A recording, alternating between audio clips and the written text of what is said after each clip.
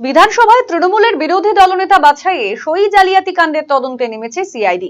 এই ঘটনায় এবারে অভিষেক বন্দ্যোপাধ্যায় ও কুণাল ঘোষকে মুখোমুখি বসানোর দাবি তুললেন কেন্দ্রীয় প্রতিমন্ত্রী তথা বালুরঘাটের সাংসদ সুকান্ত মজুমদার। তিনি বলেন, ওই দুইজনকে মুখোমুখি বসালে পরিষ্কার হবে সই জালিয়াতির বিষয়টি কে কারটি নকল করেছে। তদন্ত করছে যে বিধায়কদের হয়ে অন্য কেউ সই করে দিয়েছে, এই অভিযোগ উঠেছে। বিধায়করাই, তৃণমূলের বিধায়করাই নিজেরা বলছেন, তো স্বাভাবিকভাবে তার তদন্ত হচ্ছে। তো সিআইডি মুখোমুখি বসাবে কুণাল ঘোষকে আর তার পার্টির অন্যতম নেতা অভিষেক বন্দ্যোপাধ্যায়কে। মুখোমুখি বসলে পরে ক্লিয়ার হয়ে যাবে কে কারটা নকল করেছে।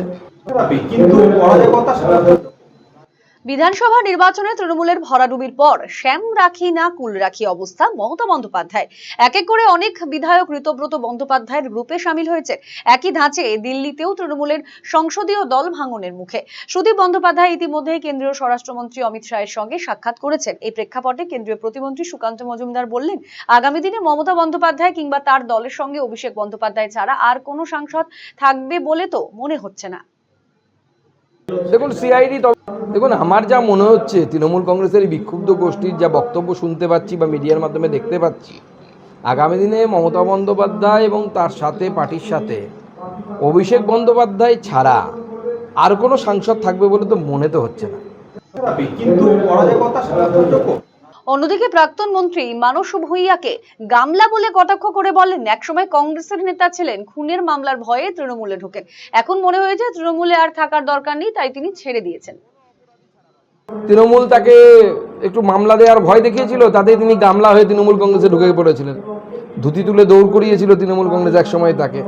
এখন হয়তো তার মনে হয়েছে যে তৃণমূল কংগ্রেসে আর থাকার দরকার নেই, তাই তিনি ছেড়ে দিয়েছেন। কেন ছেড়েছেন তিনিই বলতে পারবেন। আপনি কি জীবনে বিভিন্ন সমস্যা ও মানসিক অশান্তি বা ভবিষ্যৎ নিয়ে দুশ্চিন্তায় ভুগছেন? তাহলে যোগাযোগ করুন কলকাতার সুপ্রসিদ্ধ জ্যোতিষ ও তান্ত্রিক সাহেব শাস্ত্রীর সঙ্গে।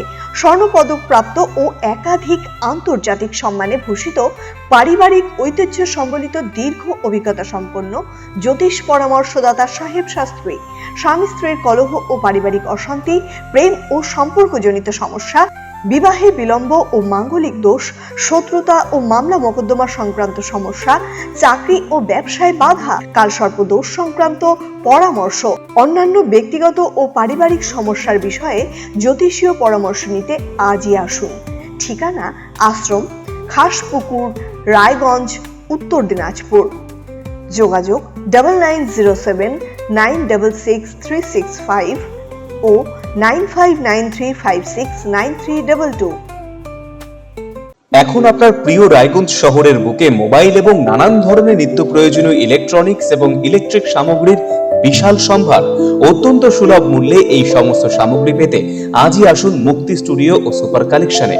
Surya, Khaitan, Kent, Nokia, Oppo, itel, Realme, T Series সহ নানান বিখ্যাত কোম্পানির সুপার কালেকশন আপনার মন জয় করবে। তাই মনের মতো fan, electric iron, geyser, water purifier, sound system, TV, washing machine সহ বিভিন্ন কালেকশন পেতে আজই চলে আসুন রায়গঞ্জ স্টেশনের সম্মুখ ও উকিলপাড়া কমল টকিজ সংলগ্ন সুপার স্টকিস্ট মুক্তি স্টুডিও ও সুপার কালেকশনে।